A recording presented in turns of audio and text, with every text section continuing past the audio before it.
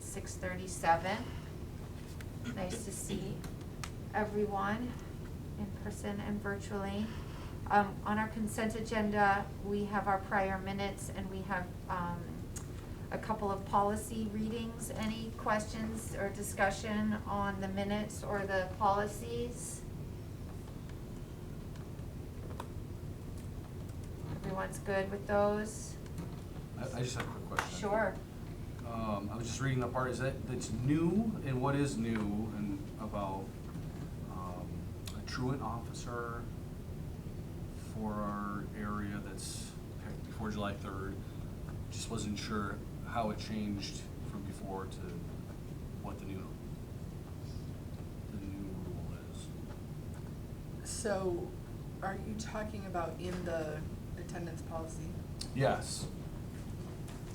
So we are gonna be a little late meeting that deadline, so the principals are generally the truancy officers in the schools, but we have to talk through who, based on the change in this policy. This came from the new model policy, I think, through VISBID. So we're gonna work through that this summer at your August meeting, you'll have that defined. So that date really is, for now, it's principals. Right. And then something might change where somebody else could be picked. Right, so on the other side of the district, in the ER district, it's generally the SROs that serve in that role, and on this side, it's generally the principals that end up doing that. So we have to have a conversation about the language in that specific to district. So we'll have to talk through how we're gonna manage that in each district. So we weren't able to, because this would be the night we'd have to decide, and the leaders have not had the ability to dig in to that piece to try to figure that out. So should we not agree to adopt these rules until we talk about it more? Does that make sense? I mean, that, it's not gonna be identified in your policy. Okay. The truancy officer won't be identified there, that's more on the procedural side, Okay. which you don't have to approve. And we will make sure that we get the July 3rd each year, we'll put it on the June agenda for each year after this one. I just need some time with the leaders to figure out what the plan is gonna be for this change in the policy. All right, super. Great. Recording in progress. So, any other questions or discussion about the policies or the minutes? So if not, then I'm gonna make a motion to accept the consent agenda. We'll do this by roll. Pat? Aye. Lisa? Aye. Aaron? John? Aye. Arlene? Aye. Miranda? Aye. And Mary is an aye. Thank you all. Lynn, any need to reprioritize I think we're the good. flow? We're good. Morgan, we have one visitor, correct? One visitor on Zoom land, and he has said that he is just visiting. Just visiting. Okay, great. So Chrissy, that brings us to you with your school spotlight. Well, I'm glad that Heather's here because I'm actually going to talk about leaps. I think Morgan's going to pull up a graphic that I sent him. Our Leaps after school program has been growing like crazy to the point where we are unable to hire enough staff to even add more kids. Right, so we'll continue to try to make that better and offer even more. But if you look at just this year, session 1, sorry, I forgot to put in the numbers so I have here. Session 1 was 58 students, session 2 64, session 3 68, and session 4 86. And we did have to cap that because we ran out of staffing to have, safe numbers. So there were a few kids that didn't get to go the whole week. They were able to go 4 days, but Friday was getting a little tough. So that's pretty exciting. There's lots that's happening after school. Kids are excited about being here, and the staff is pretty stable for the most part. We, actually, if you just look kind of down toward the bottom, skip the summer part, Morgan, but if you just pull down, we've had 10 different teachers, not all at the same time, but 10 teachers involved in staffing this year in LEAPS, 6 paraeducators, 2 high school students, and they're helping this session, and then 2 different community members. So we've had lots of different people at the LEAPS program. We have a big summer program, really big. We have 72 students in grades K through 4, plus another 31 students in grades 5 through 8 who go to the Enosburg Middle School program. The 72 students that we'll have span those 5 weeks. I have a little mistake there. 5 weeks. The first week is Invention and Imagination.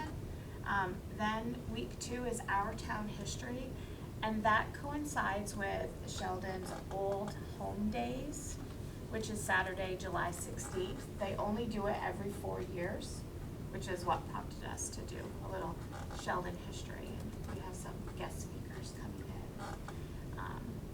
We're still looking for some more pictures. The Historical Society is really excited that we're doing that.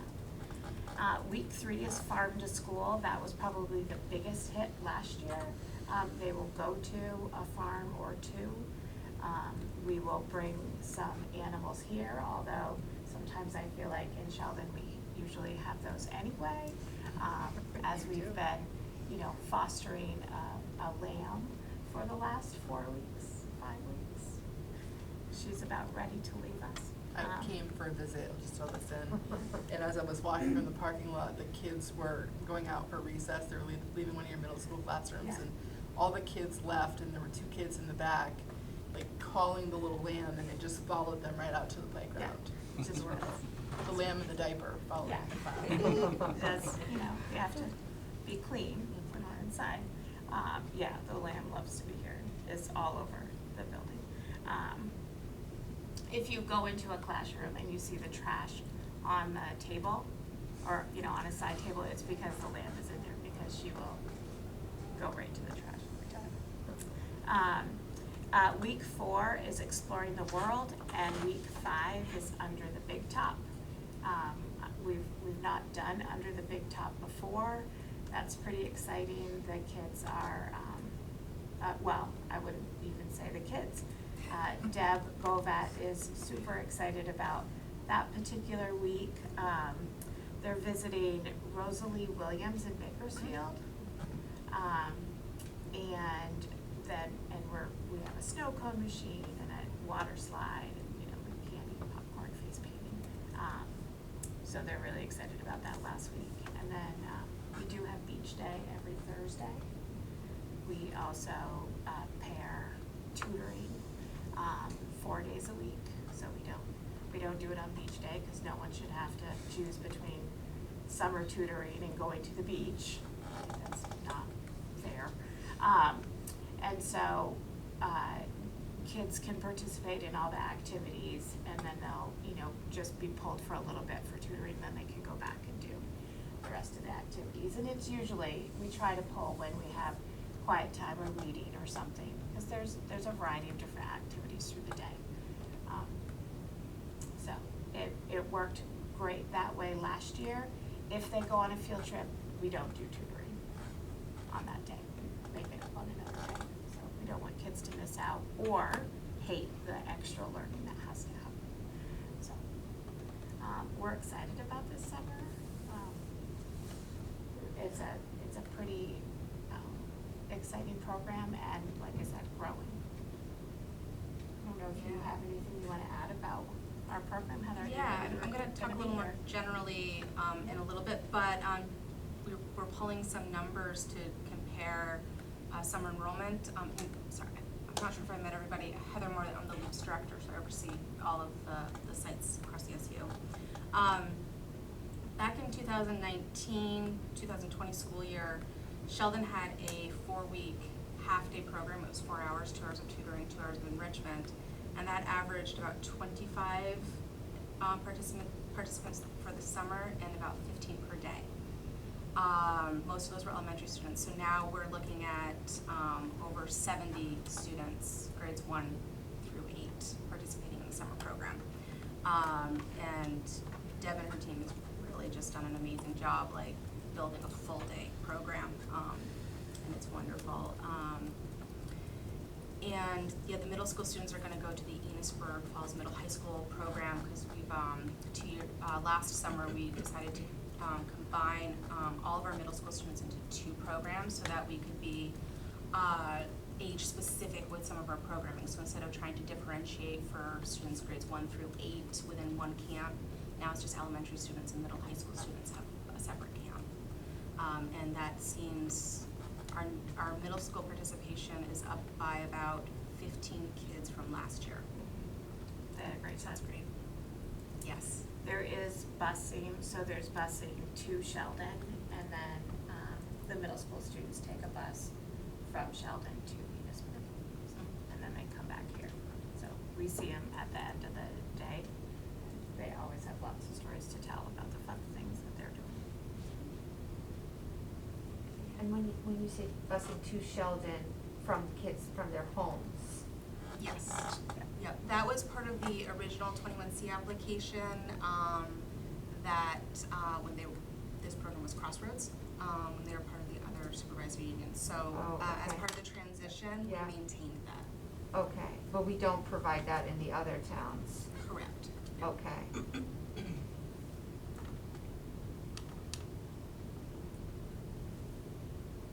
Anything else? No, I think that's it. Okay, thank you so much. Thank you. All right. Before we move on, Mary, Yeah. can I just say, I appreciate, it was, well, Chrissy did not know that Heather was coming to give an overview of LEAP summer, so this was really, complimentary spotlight, and I think it was well timed. But I just want to take a moment to acknowledge that Christy is leaving at the end of this year, so this will be her last NMV board meeting. And I just wanted to thank Christy publicly for her partnership over the last 3 years. She's done a really incredible job. She's been in a pretty unenviable situation of the Act 46 forced merger piece of being reassigned to a new SU, and she's done a pretty great job of trying to find ways to transition from one system into the next, and has just been a really excellent thought partner. And I just wanted to acknowledge that and tell her that I appreciate her publicly and wish her the best in her new role at MVU. Thank you. We will miss you. Thank you so much. All right, Morgan, you're up. Financials. Okay, I don't have all that much for you. I sent out your May financial report earlier today. We will probably add some revenue to May before we close out that month, but given that this is our last time together this school year, I figured I would get you an incomplete report rather than nothing. Still no real concerns about where we're gonna end the year. We will have a fund balance. My guess is it's gonna be around $500,000 or so.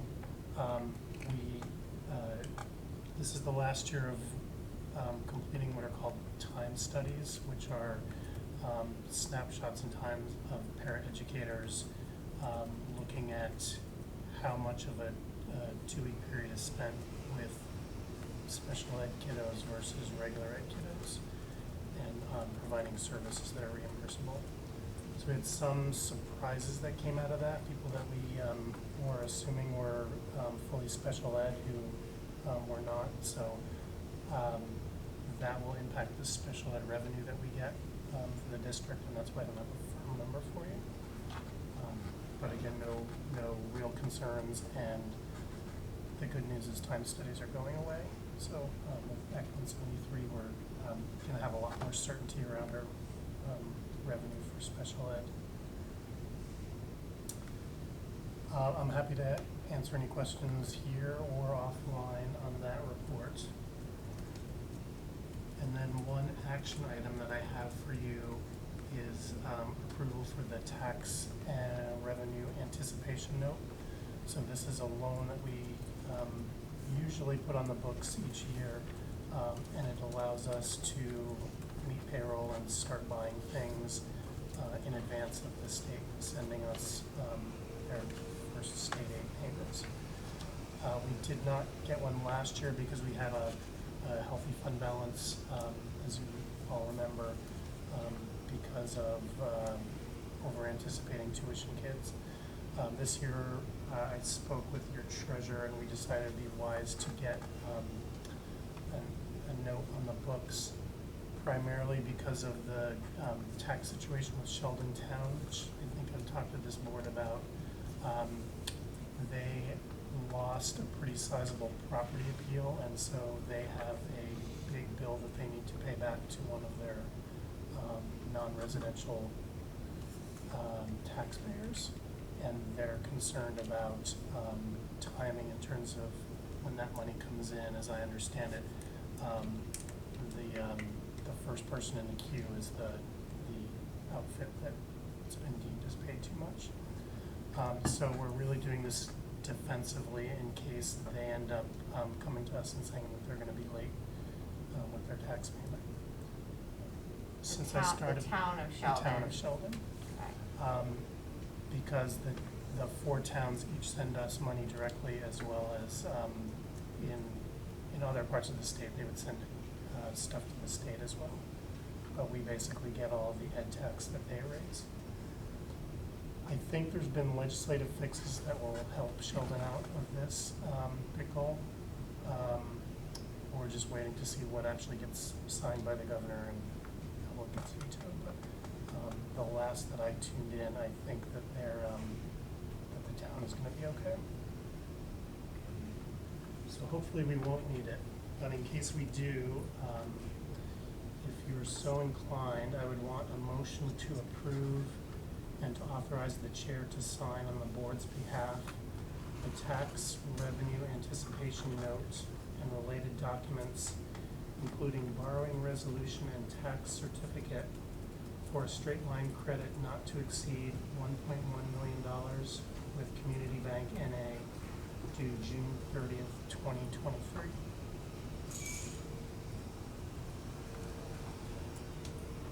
I'll make that motion. By roll, Kat, Erin, Lisa, John, Aye.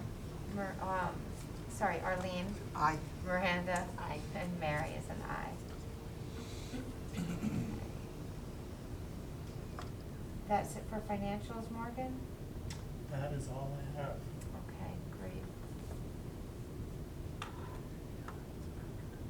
Lynn, that brings us to you. All right, I will start out with a personnel report. So we are, these principals in NMV, we've got 2 up there. Lenny is on his family medical leave, getting to spend some time with his newborn baby.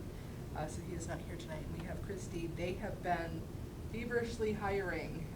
We're feeling the effects here in FNESU, like other schools across the country. We're hearing that they're calling this point in time in education and public education the Great Resignation. That's what we're hearing. So we're definitely seeing a higher than normal turnover in our schools, and we're hearing reports that this is pretty common in other schools as well. So these principals have been incredibly busy, hiring, really searching for just right candidates, and have been filling positions. So we have 2 positions that I'm going to ask, 3, for your approval on. So that is going to be Misty McCartney at Berkshire for grades 3 through 5 writing, Joel Bestie for PE at Sheldon, and Mara Dan Weber. She is to fill the 1-year middle school ELA position. So I would ask for the board to, those are the only action items on this section, so if you want to make a motion to approve hiring, that would be great. I'll make that motion. Thank you, Lisa. By roll, Kat, Aye. Erin, Aye. Lisa, John? Aye. Arlene? Aye. Miranda? Aye. And Mary is an aye. Thank you. Resignations, we have Charlotte Farrell, who has resigned as the school counselor at Bakersfield, Priscilla May as the library art teacher at Bakersfield. And at Sheldon, we have Amy Callan Jarvis leaving grade 1, and Molly Hazelton, the librarian. We have no additional retirement notifications since the last time we met, but we do have some positions that have yet to be filled that these principals are working on. In Bakersfield, Rhoda, I might have one piece wrong here, please jump in if I do. Grade 6, an elementary classroom teacher, PE and health. Had you filled that one, PE and health? Trying to unmute. There we go. Yes, we filled the PE health. Okay, so we will have to make a motion. You're gonna have to give me that name one more time. He was not on my hiring report. Okay, his name is, I gotta find it now. Elisha, but I'm trying to remember the last name. It's a hyphenated last name. Lelong Douglas. Okay, say that one more time. Elisha Lelong Douglas. Okay. Maybe you could text me how to spell that one, just for the designee, that would be great. So I'm sorry I missed that one, but let's hold on to it and make sure I didn't miss any from any of the other schools. Math and literacy interventionist is open at Bakersfield. There's a paraeducator position, behavior technician, school counselor, grade 2, and the library art position. At Berkshire, they're still looking for the paraeducator, behavior technician, planning room paraeducator, grades K through 2 teacher as well. At Montgomery, they're looking for a 0.4 FTE librarian. At Sheldon, they're looking for a paraeducator, grade 5 teacher, an elementary classroom teacher, an assistant principal, a grade 1 teacher, technology teacher / integrationist, a librarian, an SLP paraeducator, and a math interventionist, an SU funded math interventionist. Did I miss any? Sandy, did I miss any on yours? You're muted. No, you did not. Okay. Rhoda, I captured all the rest for you. Christy? Yeah, the grade 5 is 2. I don't Okay. know if that matters in this list. Okay.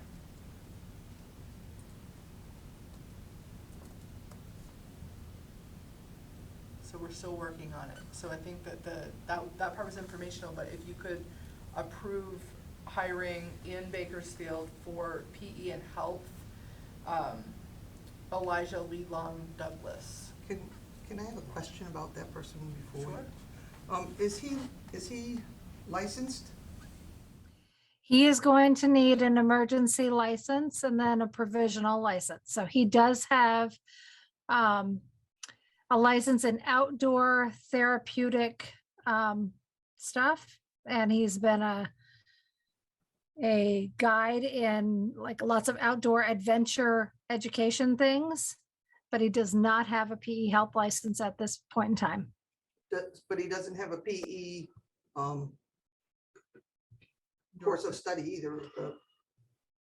Nope, not He's outdoor ed. right. Outdoor ed. He has adventure outdoor ed, and so I think there are pieces that will count toward it, but he doesn't have the actual endorsement right now. Yet. He'll have a plan that he'll be working towards that. I was gonna say, will he work with your program there for the 1 year or? So I don't believe that, so he did go to the UVEI. I'm not sure where he'll land on that, but he'll be working with Jamie on making sure he meets the licensure requirements. And that is something that we're having to contend with in a lot of our positions that we're filling, as are a lot of people across the state, is that we're having to be flexible because people are, one, applying for positions outside of their original licensure area, or they're just moving into public education. It's just an outdoor ed therapeutic program is very different from a physical education Yes. program. Yeah, Absolutely. that leaves me concerned. Yeah. It isn't the only place that we're gonna have that So- need to look that way. So just in will we terms have of- like Julie Snyder or somebody in his field mentoring him and helping him? We can absolutely connect him to That another, might be a- another PE teacher. Because I know even as a experienced teacher coming in, those areas are hard because we're one in each building. Right, Yeah, right, you're your own island, yeah. Good. definitely. All right, so I'll make the motion to accept the hiring of Elisha Lee Long Douglas. Long Douglas for the PE health teacher at Bakersfield.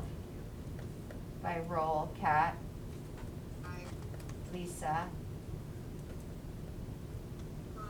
Aaron, John, Arlene. Aye. You don't have to. if you Yeah, it's wanna- hard, but I think it's what we've got to do. Yeah. Miranda. Aye. Mary is an aye. I think you bring up a really valid question in asking that, Arlene. I think that I think back, I like to still think I'm not that old, but We're not. it's been a few years Not even since 10, I went into education, but in that time period, I was applying for positions where there were 300, 400, 500 people applying for the same position. And we're in a place now where, we're not seeing that level. We're seeing single digits for some of our positions, and unfortunately, in some positions, we're not seeing any candidates Well, at and I all. found out today that Norwich and Castleton are the only ones who now have a program for physical education in Yeah. the state. Yeah, so they're having to be creative about transcript review and taking individual classes in different places to try to get to that. We had, the UBI partnership is a good one. There are just some endorsement areas that they don't offer in that 1-year licensure program, but he was there, so I know he was exploring it. Okay, let me just switch back. So I just want to give you a little bit of information. Each year, you created a policy when the 4 communities merged into a district. You created an elementary school choice policy.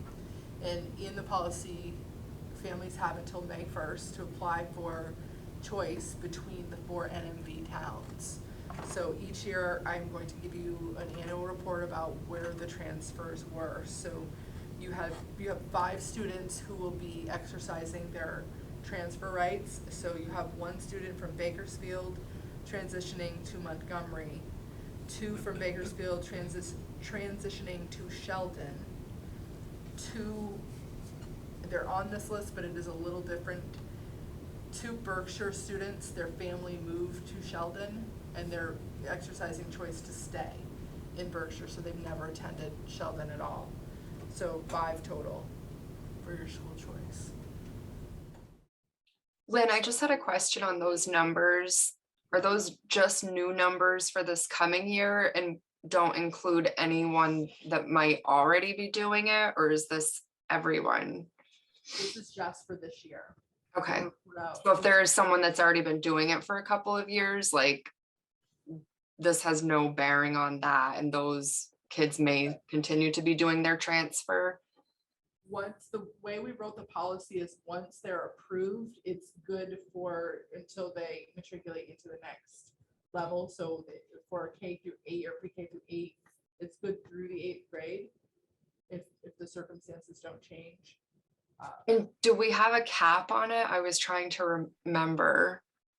Or is it just simply based on like, as long as there's space? I believe it's as long as there's space. I'd have to go back and look specifically at that cap, but we have not had such an influx of students going between schools or trying to get to any one school that we haven't really been feeling any kind of pressure around a cap, because this is still gonna be in your budget, still your student, whether they're at one school or another. And in each of these situations, I contact the principal and have a conversation with them about how many kids are in that class, do you have enough space, or what are you anticipating happening with those numbers, and we've been okay in each of those conversations. So I think if we were to see an influx, I would be coming to the board and talking about that, the capacity piece. Okay, yeah, and I knew there wasn't a whole lot, but I would just be interested at some point, to see not only like that year's numbers, but then have like a running total just to see, who's going, like what our totals are between all the different places. I could bring that in August, Kat, if you wanna see because this would be it might only be our second year that this has been live. So I could bring you your totals. Okay, cool, thank you. Any other questions? I'm writing it down so I don't forget, sorry. So I have Heather here. She's gonna talk to you. When Mary and I did our board chair superintendent planning meeting, one of the things that Mary was hoping we could talk about today, and we both agreed would be a really great opportunity for Heather to come in and talk about some of the really neat opportunities our students are gonna have this summer through LEAPS. So I'm gonna turn it over to her. Thanks. I have some brochures, visual person. Hold on a second. That others might be able to appreciate. It's not one for everybody, but I'm sorry, I don't have them virtually.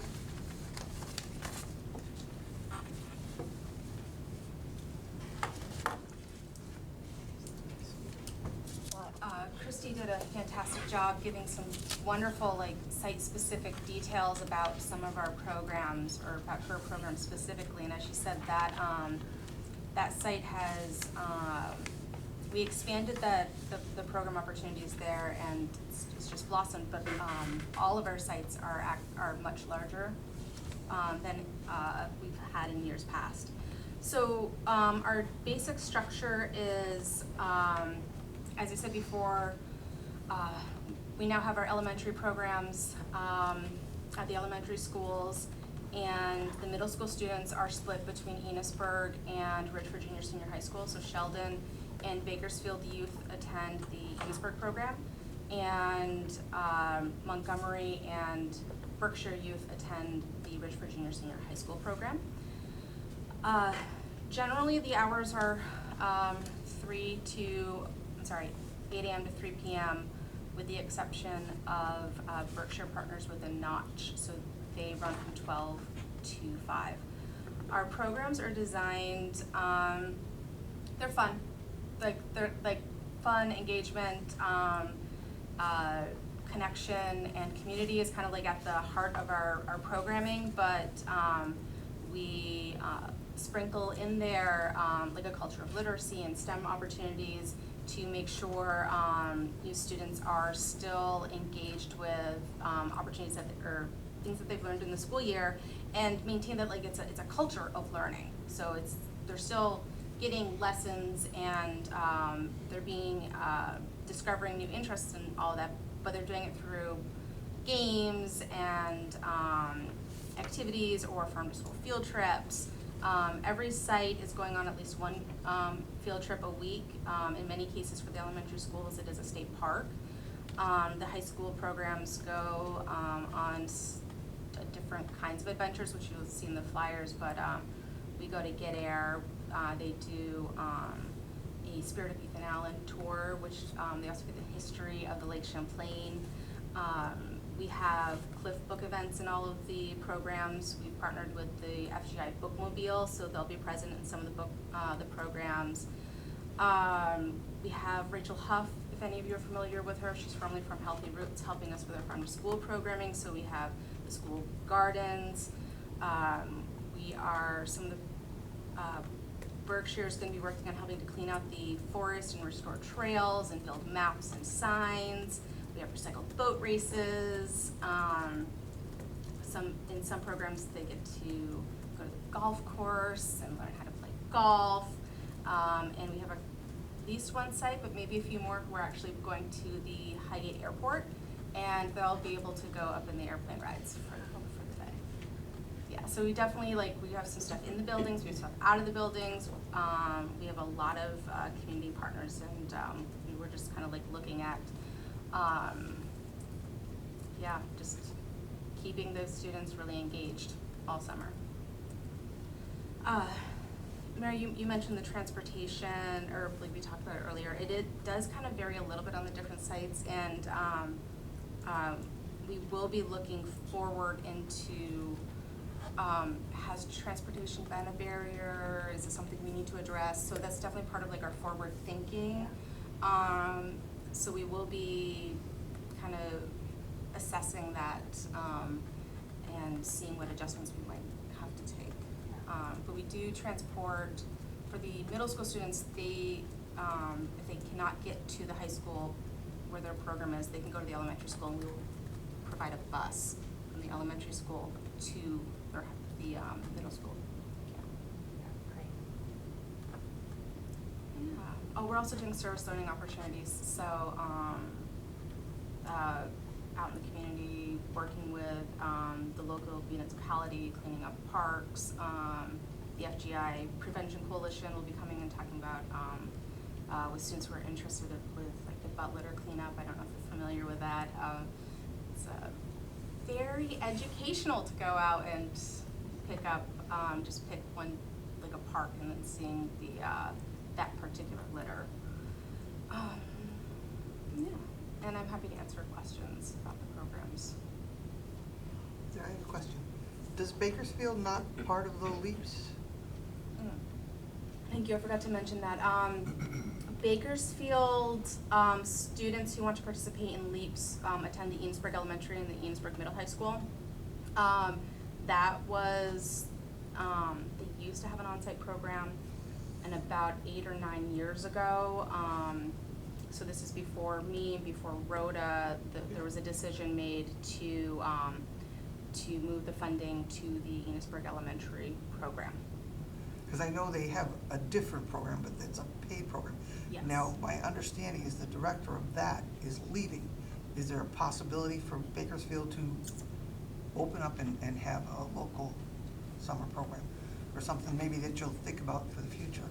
That's definitely those wonders of conversations Rhoda and I have kind of explored. Yeah, excellent.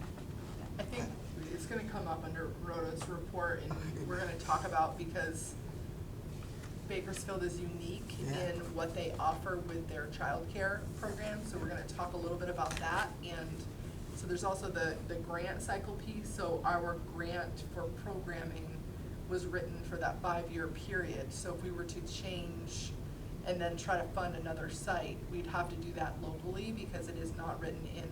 Where did to your our 5-year 21 cycle, was it just recently? We are ending year 3 of the Ending 5-year year 3. cycle. So there's 2 years left. Yep. And I assume there's tie-in with the summer meals and feeding program with the camps? But then Yes. meals can also be available to any child under 18, even if he or she isn't a part of the camp per se? Correct, and all of the,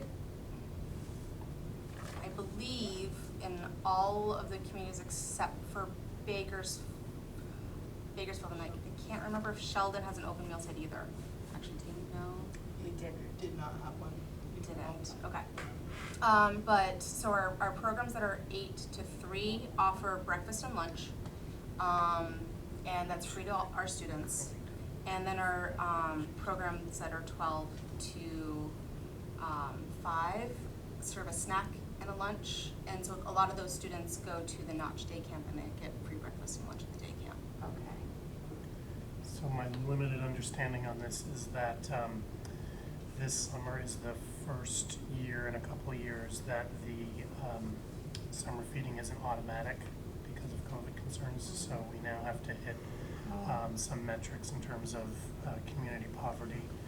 And there are 2 communities, I think it was Bakersfield and Sheldon, but don't hold me to that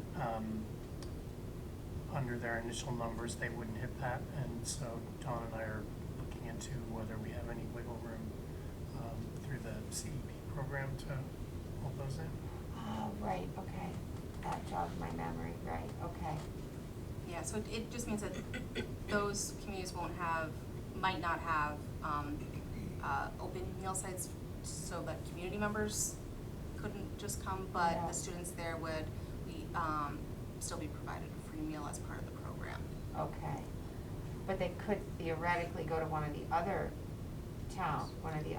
feeding sites? Yes. If they needed meal anyone under 18, or no, like Yes, that they is- can. They don't ask for residency. I Okay. believe it's 18 and under, Yeah. too, like even if you're Yeah. an 18-year-old. But yeah, they don't ask for residency. Okay. Okay. And those, the locations and the meal dates and times are put in the newspaper and advertised generally pretty widely. Okay, great. Well, thank you. It's great. The evolution of the program is really phenomenal. Right? The offerings, the scope, breadth, and it's really impressive. Appreciate all that you do to make this happen for families and the communities all summer long. It's so fun. Thank you. Great team of people working on this. It's good. So many awesome opportunities for our students. Thank you for your work on that, Heather. So we recently had a pretty heavy incident happen in the United States. There was a school shooting that happened in Uvalde, Texas, and several students were killed, and there were teachers that were also killed. So this has been, we certainly are, condolences go out to the communities of Uvalde, and our teachers and our students have been impacted by this as well, and has certainly been something that has, every time there's an incident like this, it brings it back to the forefront of what are we doing for school safety. And I have had several parents reach out to me since this happened and have some questions about what are the things that we're doing to keep our schools safe. We don't typically telescope all that we're doing to keep our schools safe, because in many of these incidents, the perpetrator is generally someone that's known. So we do not advertise all of the details of our emergency response plan, but I do just want to talk through at a high level with all of you many of the things that we're doing, and if any issue, to keep students safe. So in terms of the prevention piece, we are using a program called ALICE, and it is a program that was started by a former law enforcement person whose wife was a teacher, and realized that there's really no training for how to respond in crisis situations in schools. So he created this program, and the program is nationally recognized, and people are trained in ALICE incident response in schools, in churches, in businesses, and in organizations. It's really kind of grown. The premise behind it is we need to think through, before a bad situation happens, you need to think through, what are your options if something bad were to happen? Because historically, what schools did was we trained people to lock down and stay put and wait for someone to come and, save you from the bad thing. And what we learned over time is that those incidents happen in schools and they're done within minutes. And what we know about our schools is that our emergency responders are much further away than that. So what we did was we chose a program that helps to educate us about what options you have in the event that a dangerous person is in your building, and what you can do to improve your likelihood of surviving a dangerous incident. So we use the ALICE program. All of our staff members are trained in ALICE, so they have a classroom portion of their training, and they also have what is called a tactical portion, so they actually get to practice what some of the options are in the buildings. We've partnered with law enforcement partners, both for the training and for the planning around those responses. We train all of our substitute teachers, and we have a year-long schedule of drills that we do with students. Now, what we do with students is far different than what we do with adults. So It is something where you teach students about having options if there's a dangerous someone in the building, but we don't talk about it with kids in the same terms, especially our younger kids, as we do with adults. So kids do have the opportunity. There's a book that we use with our younger students. It's written in such a way that, you know, you're not talking about a gunman in a school. You're talking about, I think it's the sheep, the shepherd, and the wolf. And so you're talking about if the wolf gets into the school, what are your options to make sure that you're not near the wolf, or that you can keep yourself safe from the wolf.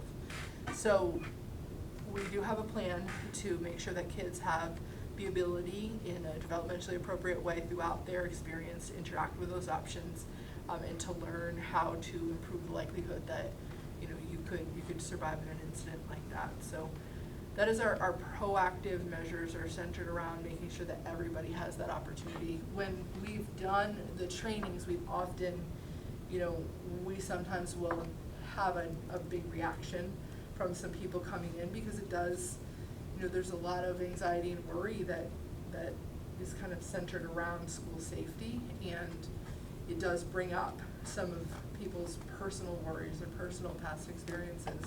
So what we've found is there have been people that have been a little reluctant at first to do it because it feels pretty scary, and then I would say 95% or more of the time at the end of that training process, they will take a deep breath and say, I'm so glad I did it. I'm so glad that I learned about what those responses could or should be, because I'm gonna have a better sense if I ever were in that kind of a situation. It just really changes your way of thinking.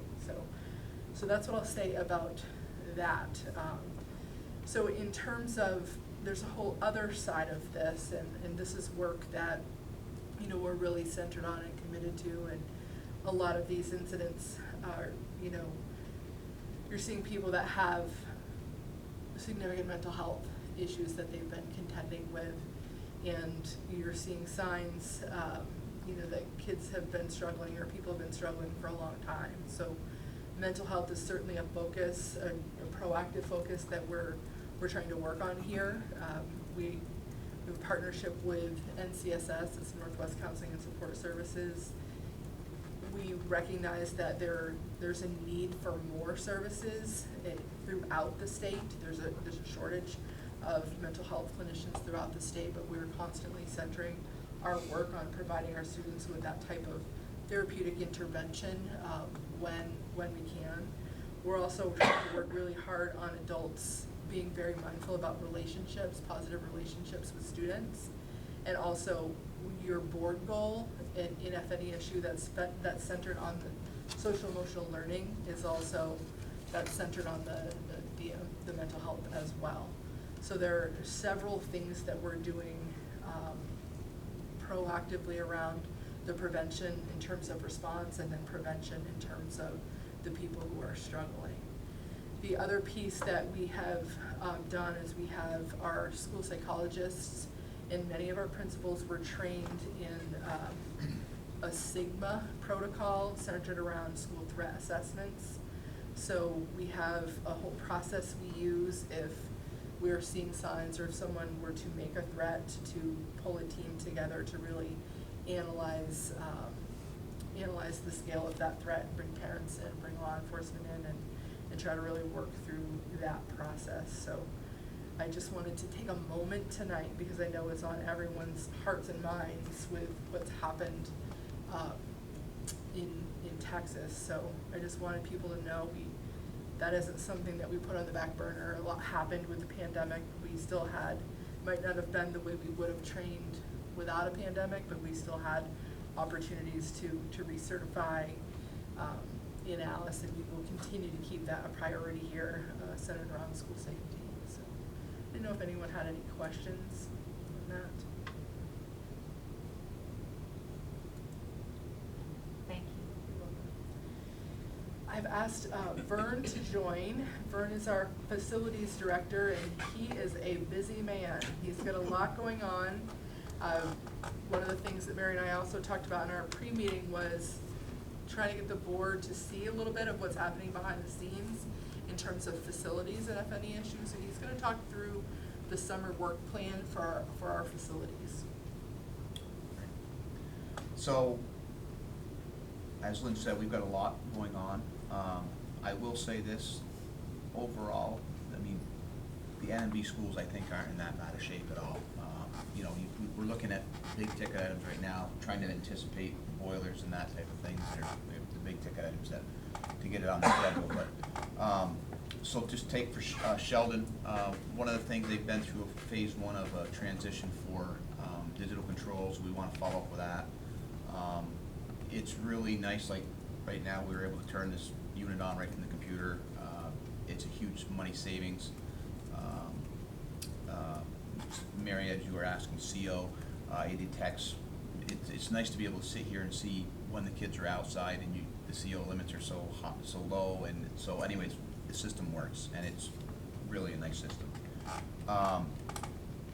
Christy tasked me with adding some classrooms here this year, so we're going to be adding 2 classrooms. So basically we're going down that path. We've got a contractor that I'm pretty excited about getting in here and doing the job. Flooring, badge system, which I think every school should have. We've still got one school I don't think that has a badge system, but we're working on that. As far as safety, again, safety in these schools, I think it's much easier with these smaller schools to be able to lock down quicker, and I think you guys are in pretty decent shape there. Fred, can you elaborate a little on how the badge system works? So the badge system would be, teachers would have a badge system, the doors would be locked at all times. We'd never really have a reason to unlock the doors or leave the doors unlocked, except for maybe in the morning when the kids are coming in. It's just it's more of a security thing, and the way we're setting up, take for instance Sheldon, is we're putting in everything we do, we're trying to think towards the future. So we're putting in a system that we can add to have other doors as we go down, go down a different path. So maybe where the playground is, eventually maybe putting a badge system there for ease and not have to come around to the front of the school. It's a great system. I've done it at a lot of schools, and I really like it. So basically, we get one of these, and the other advantage is that this is for central office. When I use this to unlock and go in, there's a record that it was my card, number one. So if I get fired and get mad, my card can be turned off right away. Or if I lose it, my card can be turned off right away.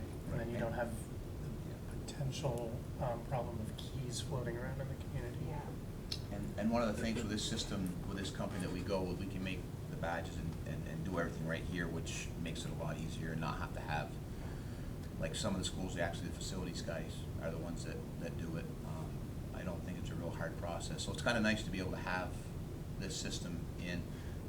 You can go to the fact of putting your face on it. I mean, we can do a lot more with it, but it leaves a lot of potential to be able to do more things. And one thing that everything I do, I try to think that farther down the line. So I think we've got a good system going in here, and I'm excited about that.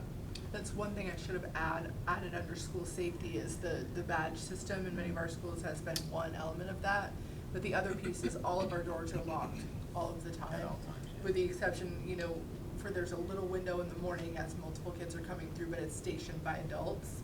And there's a single point of access for families when they're coming into the building. They're not coming into multiple doors, nothing's unlocked, they have to buzz in.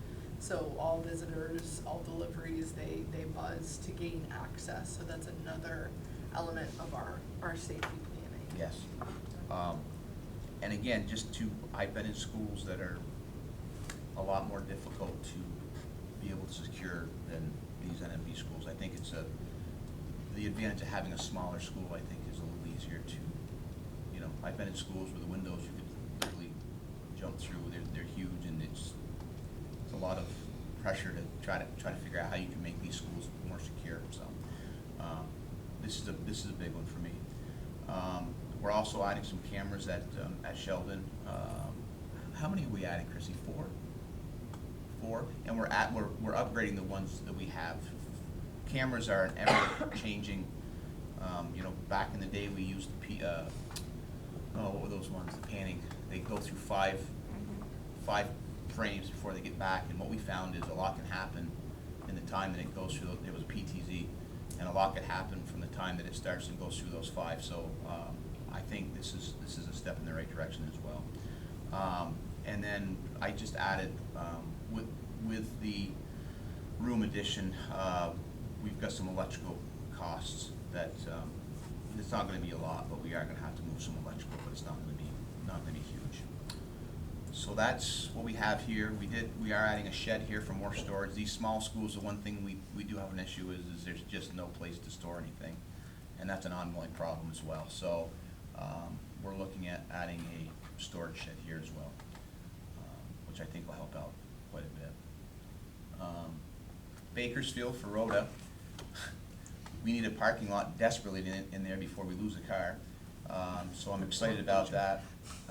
And we're doing it right. We're gonna go down, we're gonna put a nice base. You know, we're not gonna Band-Aid this thing. We're gonna put a decent 18-inch base in there and hopefully have a nice parking lot that's gonna stick around for a while.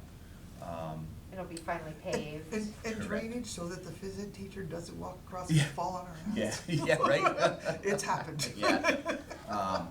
So, you know, some of the schools, I mean, obviously you're gonna see it here, but some of the schools were spending a little bit more money, but let's face it, Bakersfield is in need of a parking lot more than anybody I've ever seen. I don't even consider that a parking lot, so it's a safety issue. The shed, Rhoda, you and I have to talk about that. I know I gotta get up and see you, but I have, I know we wanna do something up there. Same thing with, digital controls. Phase 2 will be, so we'll be all set for DDC in Bakersfield as well. Right now, basically all we have are the ERU units and the boilers. So, just an example of how nice it is to have this DDC. I'm sitting at home, we're running on one boiler at Bakersfield this winter. Before I go to bed, I look at my digital controls to make sure everything's, the system's off. We ran out of propane. So that was a trip in the middle of the night up there to get the delivery, get things fired back up. These are the advantages of having this digital control. And what I'm gonna try to do is all my people that run the schools are taking their computers home this winter, and they're gonna monitor their schools. Because, yeah, you're not gonna lose a school in a day, but a long weekend, I've never closed a school because of mechanical failure. You guys are not gonna be the only ones that I ever have, so. But you've gotta start thinking about negative 20 degrees. You've gotta monitor your schools. Bathroom remodels, we've got the gym bathrooms that are in need of remodeling. The linoleum in there is tough to get a clean smelling bathroom, so we're gonna put some epoxy floors in there, and we're gonna do some upgrading there to make them a little more presentable, and also be able to offer an ADA bathroom for the gymnasium. If grandma and grandpa wanna come and watch their kid, it should be able to get to the bathroom. And with the parking lot, Rhoda, we're gonna add some lighting out in the parking lot because that's a pretty dim parking lot, so, just as far as safety and security, I think that's a nice little added, feature. Montgomery, Sandy, we're putting in cameras. Same thing with you, bathroom floors, we're gonna go through and clean these things up a little bit and make them a little easier to maintain. Again, your school is not it's in good shape, it's not that old, but I do think a lot of the stuff that we need to do there is gonna be upkeep and aesthetics. So we chose to get the hallways painted, it was time. Sylvie Duso and her husband come in and they do a beautiful job, so I'm pretty excited about that. We talked about a badge system. We haven't pulled the trigger on that yet, but I feel we should. And again, Lynn, you nailed it. We're not in an area where we're gonna have law enforcement there in a 3-minute window, so I think anything we can do there, and that's really off the beaten path, so I think that's a pretty important thing to get in there as well. And the it's a big number for controls, but again, what I'm trying to do is get everything under one umbrella. I've got 15 contractors, and what we're trying to do is get them all under one umbrella. So we chose for the NMV, the majority of the schools were TCV, so we're going to change from control tech and get new controls and get them under the same umbrella as all the NMV schools. So, and that'll be a nice upgrade as well, because the control tech, we don't have a real solid system there, so this will be nice. And the last one, Berkshire, we've got a generator up there with no transfer switch, so if we lose power and somebody is there, that's great, they can go and throw the switch, but it doesn't automatically change over. So when I saw that, I thought, well, I think that would be a pretty decent thing to do, because if we lose power in the middle of the night and we don't find out about it until the next morning, again, it's not a great thing. So we're going to go through and put a transfer switch. DMC got that on order, and we're going to dig a trench and get the underground conduit run probably within the next week. Fencing, they want to put a fence around the kindergarten or pre-K, which we worked with Melissa, and she was able to help us out with that. The pre-K playground? Yes. Yeah. Yeah. Okay. So we're working on that. Right now, the fencing company's had a little bump in the road, but I think within the next week or two, we'll probably get that rolling. And I just added this morning, I met an excavator up there at 6:30 this morning, and he gave me a price of digging the ditch for the, so it was just $1,000, so I thought it was a pretty reasonable number, rather than have Aaron dig it by hand. So, so those are some of the things. This is my first year. Basically, I went in, kind of just observed the first 2 or 3 months, and then Morgan and Lynn had a pretty good wish list, and it was just basically kind of prioritizing what we thought would be the best option and the best way to go. So I'm pretty comfortable with it. As I said before, these NMV schools are really not in terrible shape. So it was a welcome surprise when I got here that somebody's been doing their homework before I got here. So it was a nice thing to walk into. So basically that's where we're at this year for NMV projects. And so what Morgan and I are trying to do is go out, we talked about doing a 5-year plan. Right now it's kind of like a 3-year plan, because we've got some boilers that we're going to have to, Montgomery got 3 brand new boilers last year. Who else got boilers last year? Bakersfield got 2 new boilers. Sheldon is currently steam, which you know what? It's working. It's not broke. It's not the most opportune heat system, but it does work. But I think within the next 3 or 4 years, we probably ought to look at doing hydronics, because it's easier to control. So there's always going to be something to do, but I think barring anything, losing a boiler or losing a section, I think we'll be okay, and we'll just keep going forward. So this, I just want to say, Vernon, he knows how I feel about this. Having a facilities director at this level, this elevation, and being able to look across the entire system to be able to prioritize what the wants versus needs are, and really be strategic about protecting the community's investment in the buildings, right? In terms of the financial aspect of what those assets are. Buildings are the greatest financial asset. So I appreciate Vern being able to look at this level and make some really strategic decisions about making sure that, if we're looking at HVAC systems, we're looking across all of the schools and making sure that, whatever the standard is, that everybody is at that standard. So I think that I'm pleased with the work that we've seen in 1 year, and to look at the summer list and all that we're going to be able to accomplish over the summer. This isn't something that we could have taken on without a facilities director, because every one of those projects would have been on the principal's desks, and they would not have had the background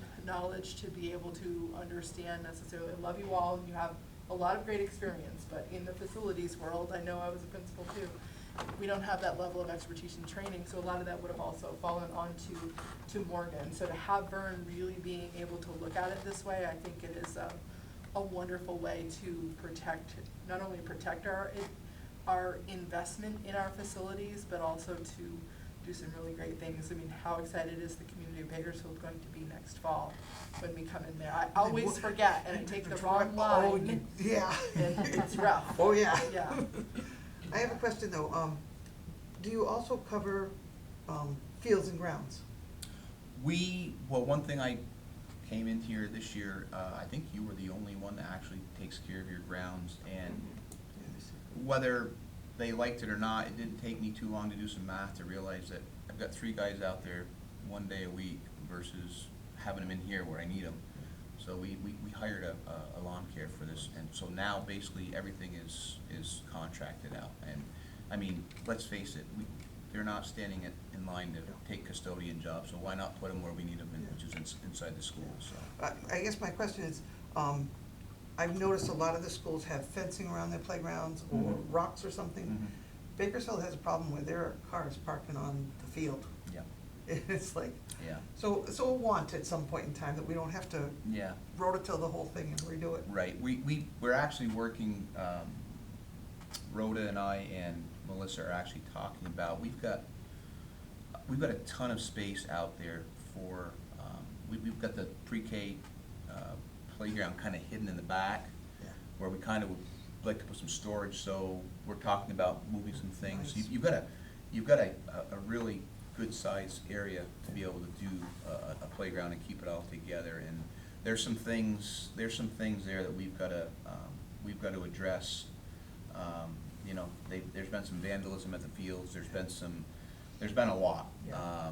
Yeah. And believe me, these kids deserve a good playing field and a place to be able to, Good. you know, use bathrooms, and it is on the list, it's just, we're That's- trying to prioritize. That's all right, as long as I know it's in Yeah. the Yeah. viewpoint, yeah? Yes, yep.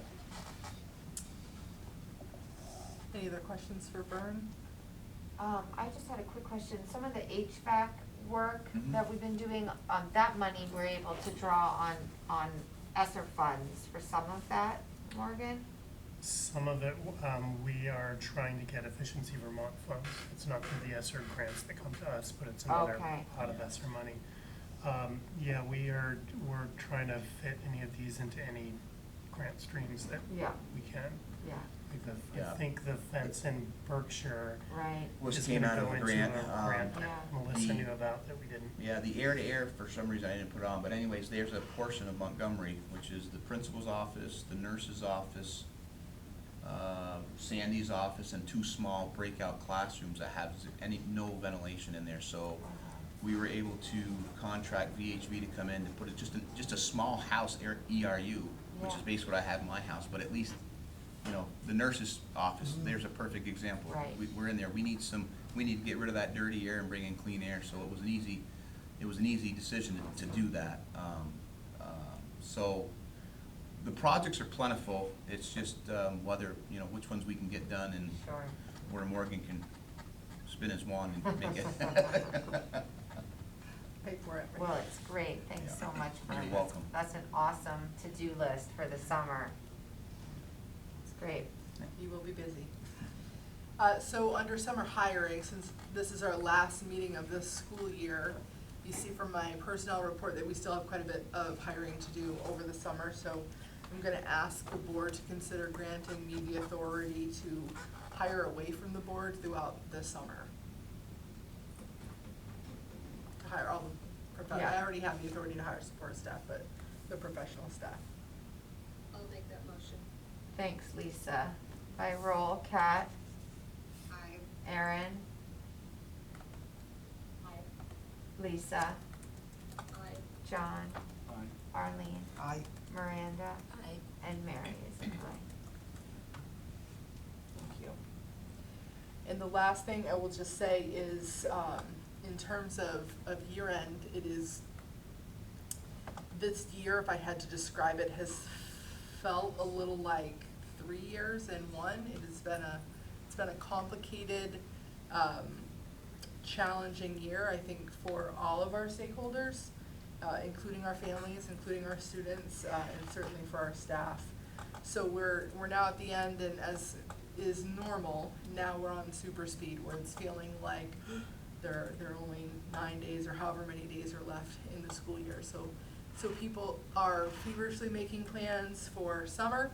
For our students, we're making a lot of plans in our office for summer learning for our educators. We have some really great learning opportunities lined up for our educators that we've been able to fund through ESSER, and we have a lot of our staff members participating in these. All of them are in support of board goals one way or another, so we're very excited about some of the summer learning opportunities. And in terms of fall, Heather talked to you a little bit already about summer for students and the opportunities that we have for students this summer.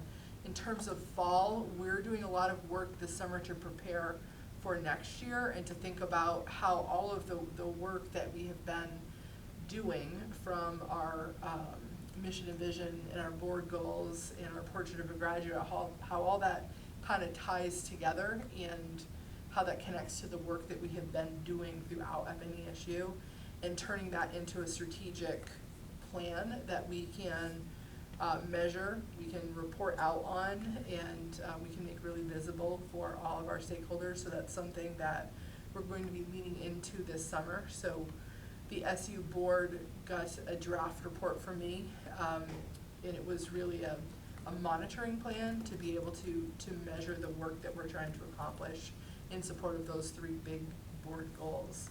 So that's really what our summer is looking like and how we're expecting to move into the fall. In terms of fall with staffing, I'm anticipating that we're going to have positions that we probably will not be able to fill this summer.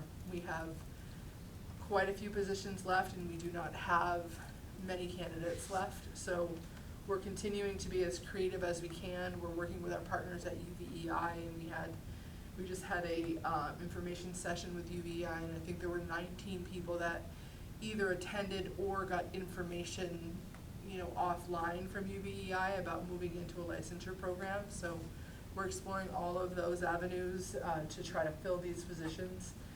Our principals will be working to be as creative as possible if there are some positions that are unfilled. We will have conversations about, are there opportunities for us to, if we don't fill a position in one school, are there ways that we could share some resources across schools? We'll explore all of those avenues as we're moving into the fall. But the hope certainly is that we can find people to fill all of those positions. So we'll turn over all of the rocks to be able to do that. So. Lynn, I just had a quick question on that. Is Cold Hollow Career Center, are they piloting the new program this fall that's going to be like the Human Services Yes. program? And will we start to get like even subs or anything from a pool of high school kids? I'm so glad you brought that up, Kat, because one of the, we've been looking at recruitment and retention strategies for, this is our 4th year that we've really been looking at this and trying to be strategic about it. And one of the things we talked about 3 years ago was beginning recruitment before our students really leave FNESU. So that's something that we had talked through with the director at Cold Hollow, and this fall we're beginning a program, is Education Human Services program, and they're going to be using a training program called Ed Rising, and I think Nate told me he had maybe 9 kids enrolled in that program. I was impressed for a year 1 program to have that many students. So what we're thinking is that in year 2 of the program, the goal will be when those kids are in their senior year, much like what they do with those other programs, is that if they can demonstrate proficiency in the skills they need to be in the workforce, they'll be able to essentially co-op out, and they may co-op out to serve in a variety of roles. So it could be that they're serving as a paraeducator, or they're doing some job shadowing in year 1 or year 2. We've talked strategically about, we need to make sure that kids have opportunities to explore a variety of positions, so finding ways for them to shadow in human services, but also finding them opportunities to shadow, especially in the hard to fill positions like special education, speech and language, school psychologist, mathematics, things like that, but just in general as well, you know, getting into preschool and having experiences in the lower and the upper elementary schools. So we're very excited about that opportunity, and we see 9 kids on the horizon, 9 students that hopefully will pursue that opportunity. And those students will have, I believe, when I met with Nate, he talked about they'll have the opportunity before they graduate from Cold Hollow to have between 12 and 15 credits towards their education degree before they leave high school. So it's pretty incredible opportunity we're excited about. Any questions on that? That is all I have for you, Mary. Okay, great, thank you so much, Lynn. So, moving on to our principal reports. Rhoda, do you have anything that you would like to highlight or add to your report? Yeah, at the bottom section in the other informational part, it talked about what Lynn had tipped to, the ASP, which is our daycare program, versus LEAPS. So that's Rhoda, what's a can little you- bit. I'm sorry to interrupt, can you, I don't think it's the Rhoda. volume is, you're just kind of faint, and can we improve the volume? I mean, mine's way up. I don't know what you need me to. Give us just a All right, second. hold tight. We're just gonna Okay. troubleshoot that. Oh, slick. There we go. All right, let's try that. Okay, can you hear me? Oh, we can, absolutely. I blew you away, right? That's great. All right, continue. Thank you, Rhoda. So at Bakersfield, we have a unique program in that we are a licensed daycare. And so we have what's called our ASP program. That's that licensed daycare piece. And then we also have LEAPS. And so they're 2 kind of separate things. However, currently, Holly Crispell has been our director of both programs, and she's retiring. So with her retirement, it opens up some unique opportunities and also some hard pieces. I mean, it's hard to lose someone who's been that dedicated and has been there all the time. She practically lives at the school. I mean, she literally, her house is just down the road, so she can be there in a moment's notice. And she has given a lot of her time. Many of it has been in kind hours. So I've been talking with Heather quite a bit, and we have posted a LEAPS coordinator position for the LEAPS portion of her job, of Holly's job. And we are hoping to also have the ASP program continue and have that as a separate piece from that job. You know, that said, I think, wait, 1 second. Can you hear my husband talking too? Yes. I thought you could. Let me close the door.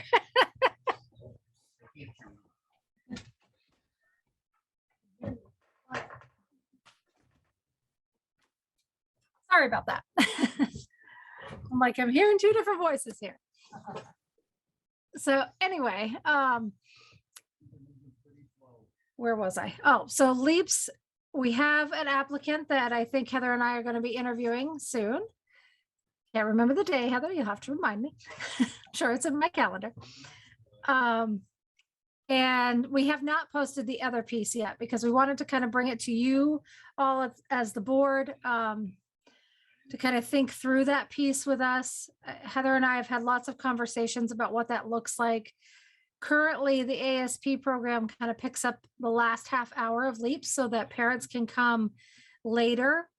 And I think for Bakersfield, that's an important piece because many of our families don't work in Bakersfield because there just aren't the jobs in Bakersfield. So they're working elsewhere and coming back, and they've needed that later time.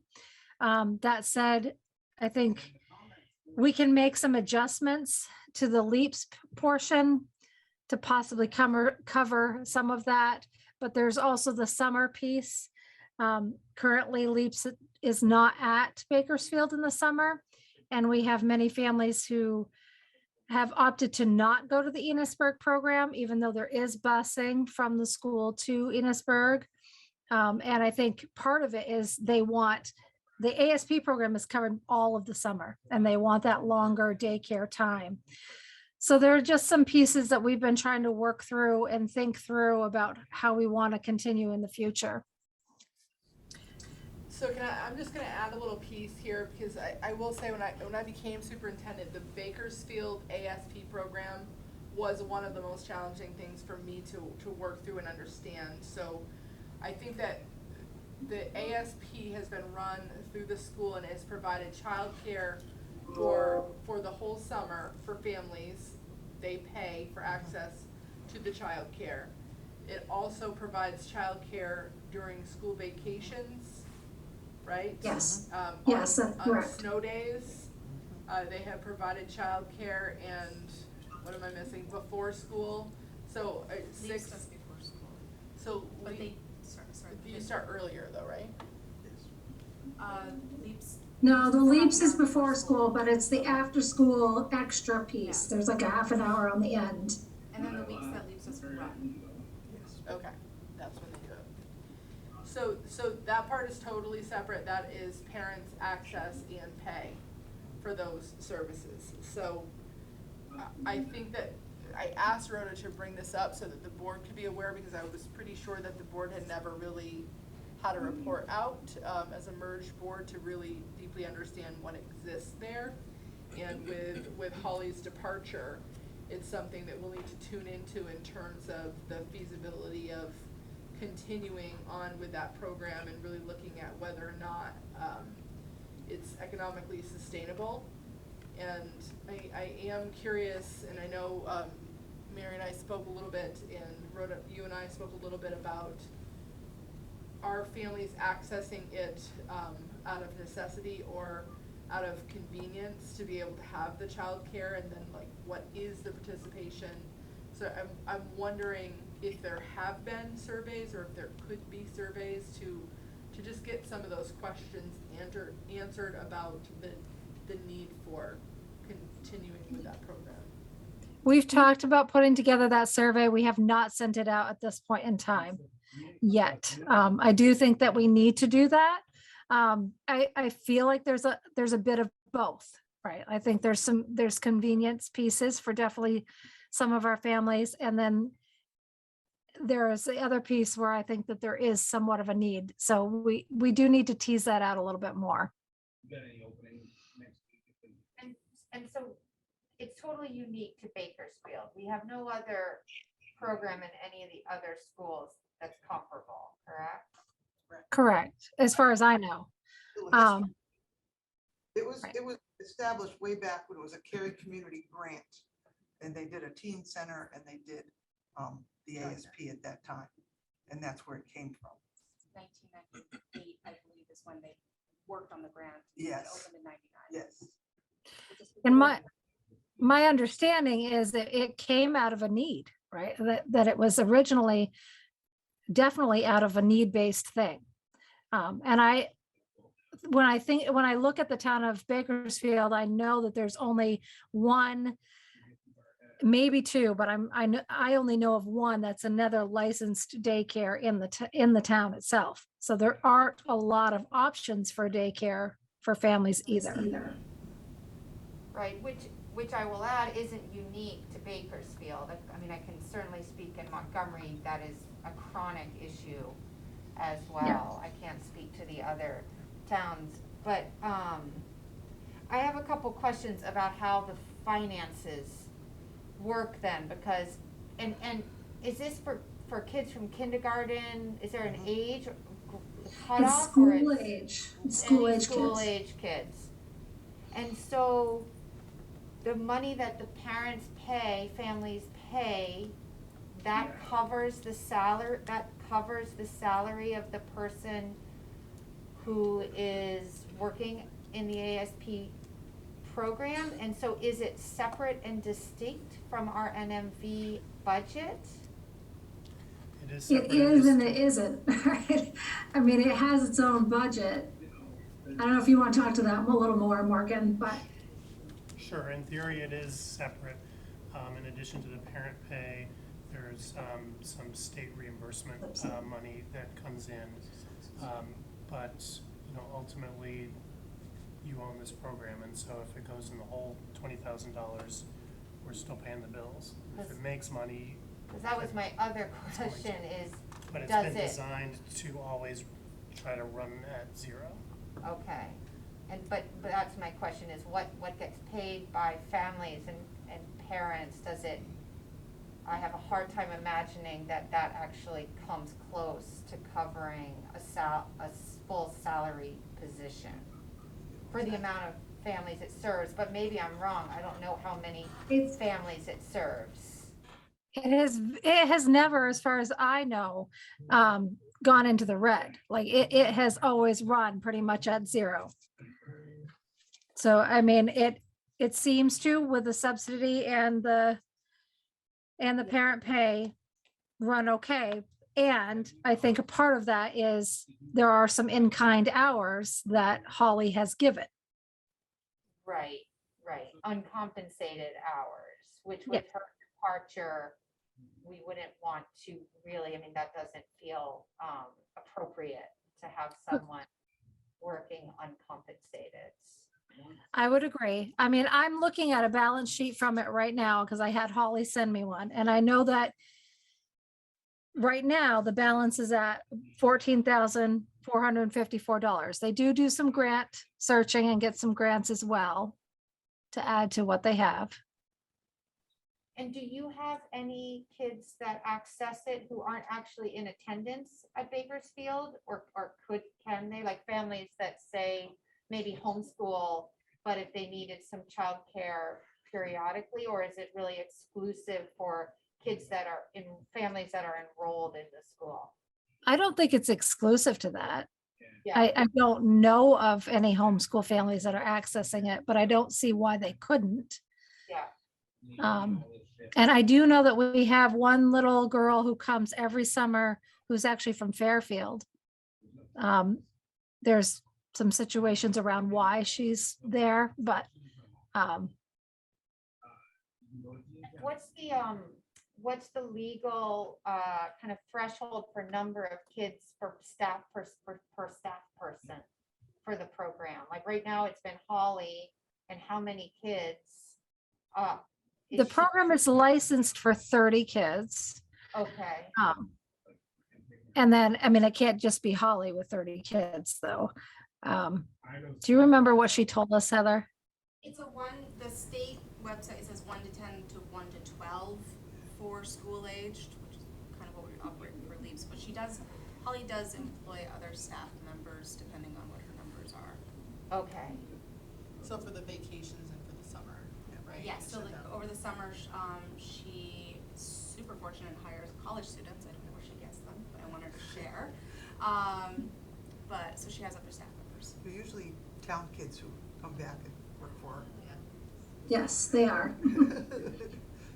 So I wanted Rhoda to just bring this out into the open so that you're all aware that this program exists. And I think that we're in this transition place. So I wonder, Mary, if it makes sense to, move forward with the program for this year, given that we're in, parents are expecting it and it's something that has been in place, but use this as a year to really gather data about the sustainability of the program, and maybe ask Rhoda to do a mid-year expenditure report and participation report, maybe some surveys with families about need versus preference, and really take a deep look at that data so that you can have this conversation again next spring. What do you think? Lynn, I really like that suggestion because it was starting to make me feel really squirrely to think that maybe we were going to change something on parents. Sorry, about June 1st, we're going to start changing things. So I apologize for the phone ringing, but I like your idea very much.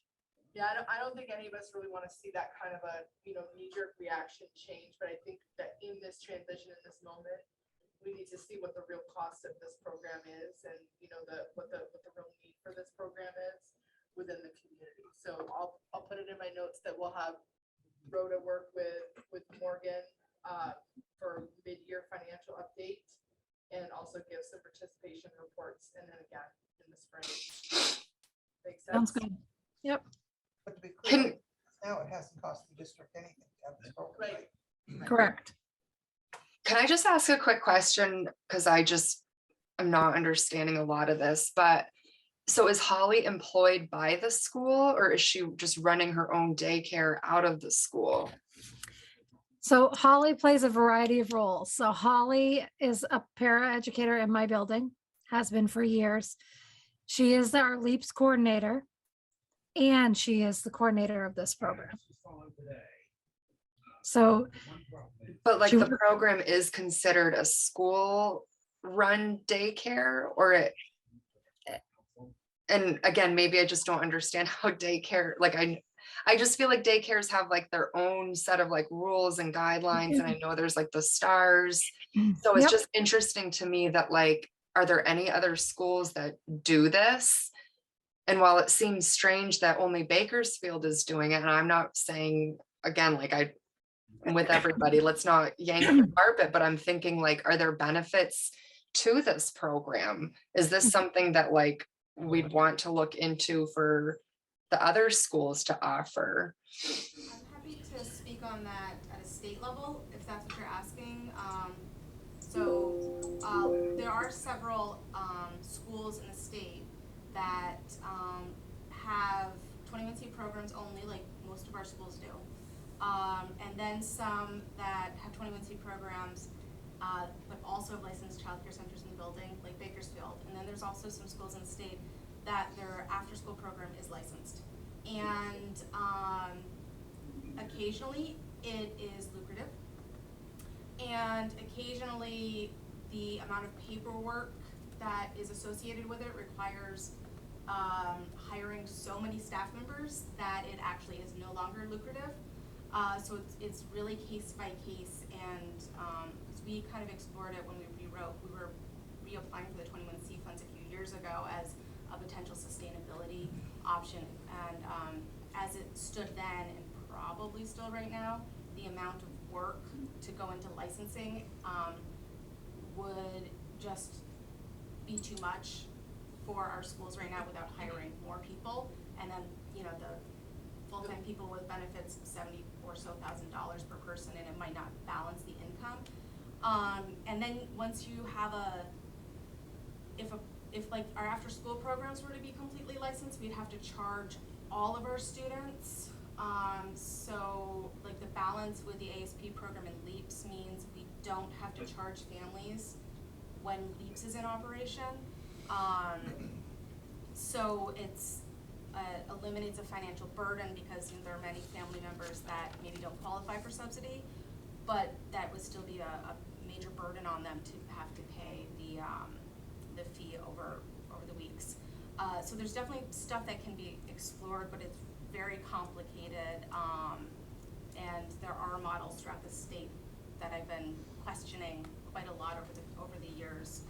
I think we have the reality is we have workforce issues right now, and it is very challenging to staff the programs that exist. So it wouldn't be something I would recommend to the board to consider exploring adding on programs in other schools at this point. I think where we're at is just, looking at, given the transition and given the change in staffing and knowing that Holly has been doing some of this out of the in-kind time, we have to just look at it eyes wide open about, okay, let's look at the whole of this program and measure whether or not this is something that the board wants to sustain. So I really wouldn't want to recommend any additions like this. I do think it does set up a little bit of competing for the same kids in some way, and I think that there might be some history that, Arlene, you would have been the only one that would have been there, but at that time, it was, you had your ASP and you had your LEAPS, in the same building, and I think that was part of what ended up driving the separation of those two programs, when they did that last grant, or 2 grant cycles before. Yeah. Yeah. That was part of it, is how it's been described to me. And just to speak to the licensing piece a little bit, we did just renew our STARS application this year. So we're good for 3 more years with the STARS application as far as daycare goes. Great. So, so Rhoda, you're active, so then you're going to put, on School Spring, looking for, or whatever the application platform is that makes the most sense for this, to fill this position, you now need to hire someone. Yes. In order for it to continue running. When is Holly stepping down? The end of the summer. She's gonna run through the summer. Okay, so you have a little bit of time to find someone to replace her. Yep. So that there's no interruption in the services offered. Correct.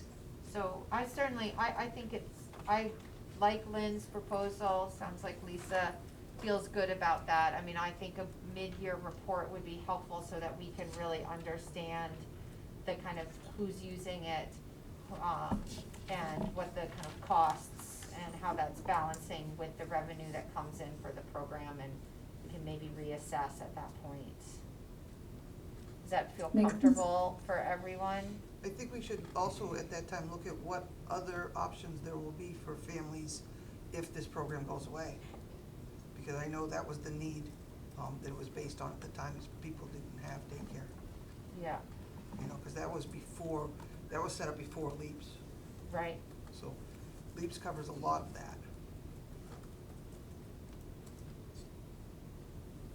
Okay. All right, anything else, Rhoda, from your board report? That was, No, I don't think so. okay, great.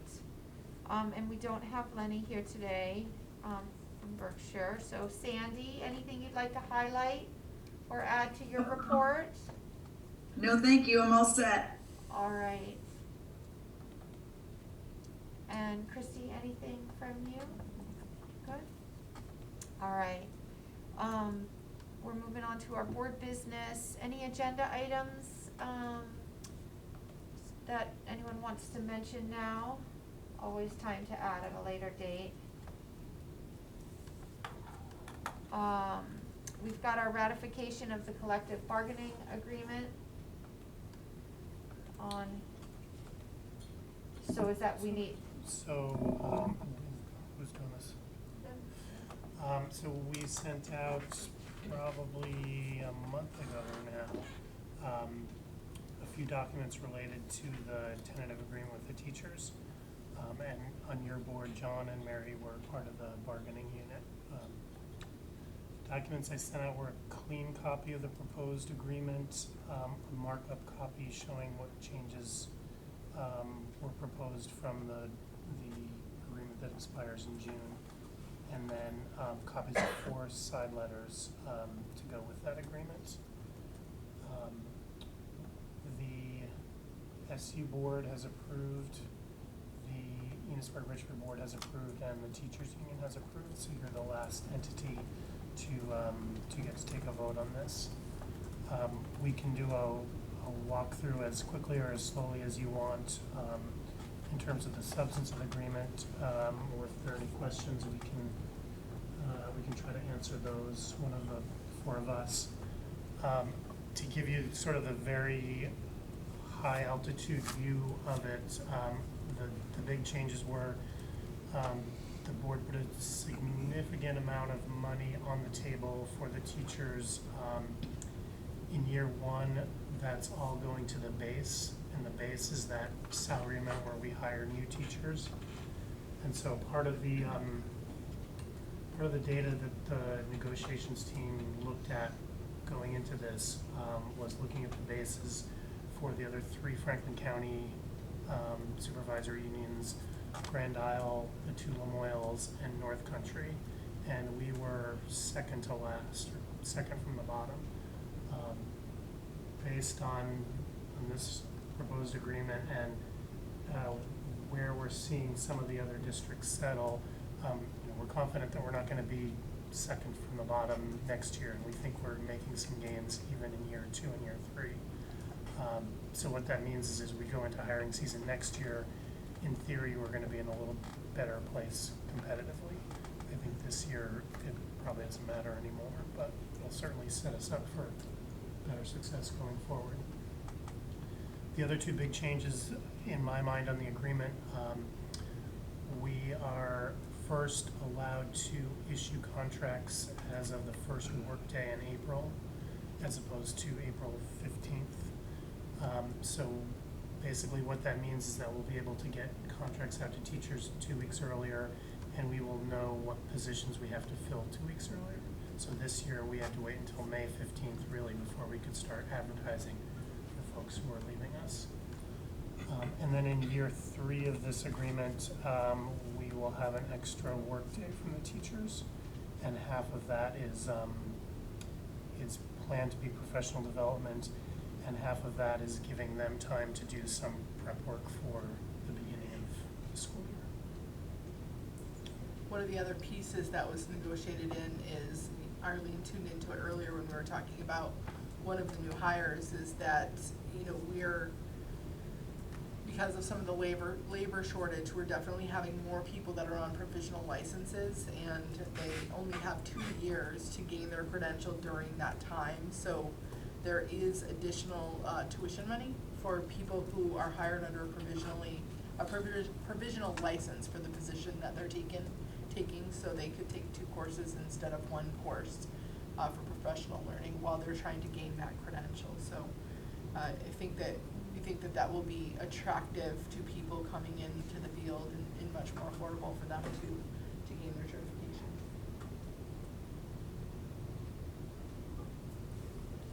Any questions on the collective bargaining agreement? I just have a comment or question on what you just said. I just saw in the news that UVM is offering free classes to Vermonters that will further their education. Further their career. So would people be able to take advantage or try to take advantage of something like that in conjunction with, other opportunities to work toward the credits that they need? I don't think I know about the UVM piece, Kat. Okay, I just saw it on WCAX. I think I saw it today. I don't know if it was actually posted today, but I think they said it was like the 2nd year that they've done it, and it's up to a certain amount, and it can be up to 2 classes per person. Yeah, if they can find other funding for courses, it doesn't count against their tuition money. So they'd be able to get those courses in addition to the equivalent of 2 3-credit courses from UVM at the winter rate. So sometimes teachers can take that money and they can get more than 2 classes because they might be taking their classes at a place that charges less than that UVM winter rate. So they can certainly access it. And I will just say another comment about our UVEI partnership is that UVEI has found contributors to make this teacher licensure program more affordable. So there is pretty significant money connected to that program now. If you have a minor or a major in education and you want to go through that licensure program, I think there's like $4,500 that can go towards that program, and then there are a couple. One is based on might be merit, and the other is based on need. But there are 3 different pockets of money. So I think that there's more and more opportunity like that out there, Kat, to contend with the labor shortage.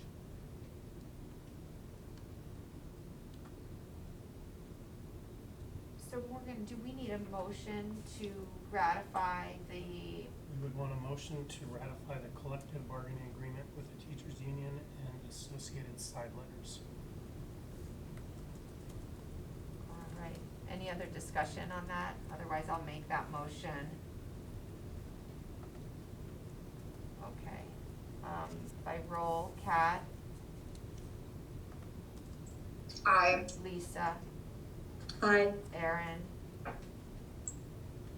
Aye. John? Aye. Arlene? Aye. Miranda? Aye. And Mary is an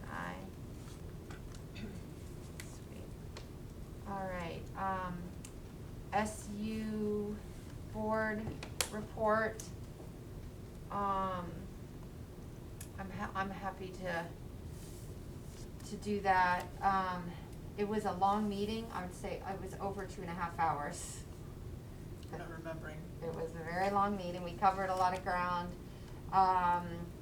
We did our reorganization, all the committee appointments.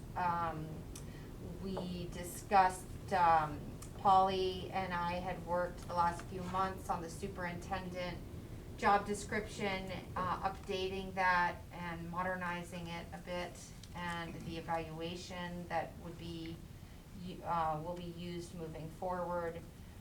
We now have a committee for superintendent evaluation that's comprised of myself and Polly and Shaylee, and we're gonna be meeting, virtually and then in the next couple weeks. And then we'll bring it back, to the SU board in August.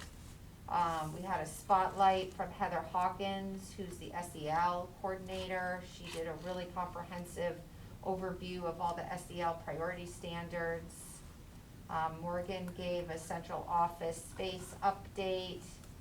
Talked about what that transition will look like, into the new space in Enosburg. We have, Lynn gave a bit of an overview of all similar to today about this kind of great resignation across the country of people in education and some of the challenges that we're facing and some of the hiring, hiring update. We extended Lynn's pandemic decision-making through December. And then Michelle Irish and Jody did a spotlight of sorts on data monitoring. No, they did the portrait of the grad.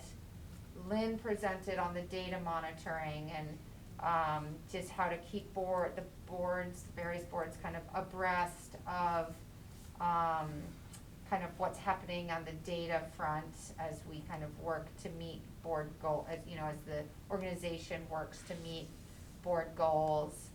And then we did the same ratification, went over negotiations and ratified the master agreement and the side letters.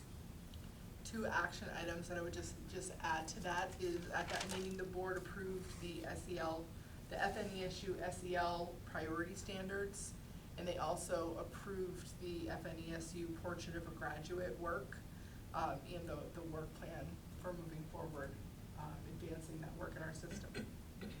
Great. So it was long. I do remember now. It We needed to start was talking a for me to doozy remember, of yeah. a meeting. It was a lot. And I think that's it. And under other, I would say just a reminder that we don't meet in July, and we will meet again in August. And I think that's about it. Anything else? Where will we be in August? Bakersfield? I feel like it's time for Bakersfield. Guess I'm thinking it's Bakersfield. We're gonna make sure it's highlighted Short on drive. that agenda. Yeah. You're loving life now. Yeah. I'm pretty sure Bakersfield is up next. All right, well, I hope everyone has a really lovely and healthy and fun summer, and we'll see you back, here in August. And I'll make a motion to adjourn. All in favor? Yes, we're good? All right, be well, everyone, thank you so much.